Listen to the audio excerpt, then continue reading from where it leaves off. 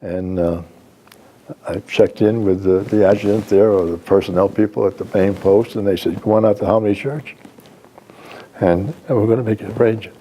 And I said, I didn't know what it was. I said, "Well, what is that? What's going on out there?" They said, "Well, they got a course out there, a ranger course, and you're going to go out there." I was the captain, and so I went out to the ranger department, and Ralph Puckett, he was the first lieutenant there. So what are rangers? What are rangers?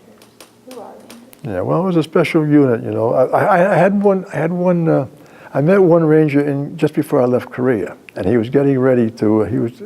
He took the company over from me, and he was asking me all these questions about. He was going to take them. They were going to go on a patrol that night. I was down. The last couple months, I was the S2 of the 1st Battalion of the 17th Infantry in Korea.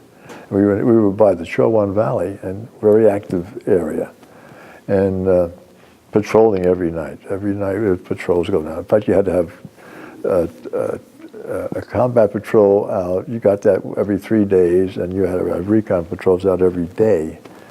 Every company had to have them out in the front of them. So, a lot of patrolling going on, and so the captain who had taken over my company came to see me as a 2, and he was asking me the most pertinent questions I've ever heard anybody ask. You know, before he took his unit, sent his unit out to the Chowan Valley, and I said, "You know an awful lot about patrolling. Where have you been?" He said, "I just finished this new course called the Ranger course at Fort Benning." That's the first I'd ever heard of it. But when I got to Benning, I really didn't know much about it. But here I am going out there. So I did go out, and I was a captain there for almost 3 years, training Rangers. And that was one, I loved it. I loved every bit of that. That was really good training. And it was, and because they had good people there. You had to be a captain. You had to have combat experience.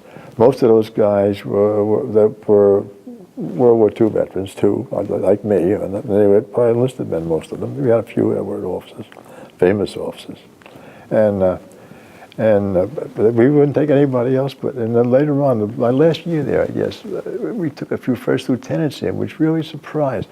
Ralph Puckett, he was there as a first lieutenant because he had done so well and so famous in what he did fighting.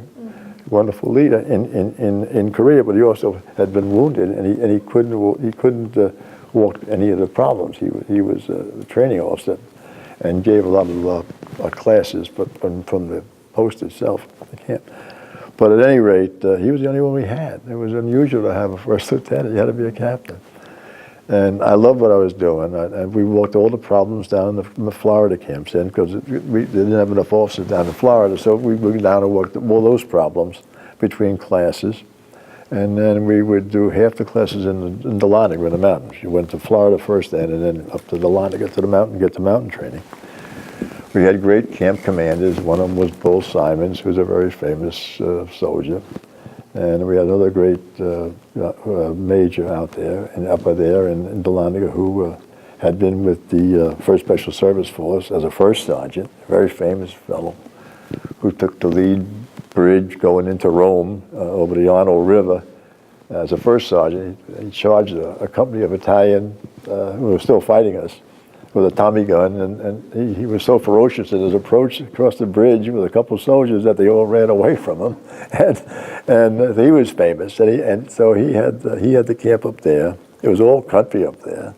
There were a lot of stills around then, but were active stills. We had to watch out at night on patrols because there'd be stills working at night, producing liquor that they would take down to Atlanta and sell.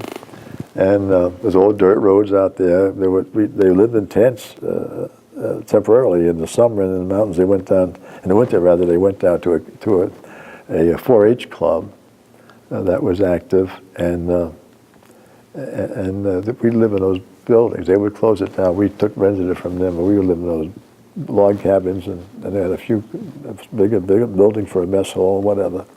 Pretty primitive, but we were training officers primarily,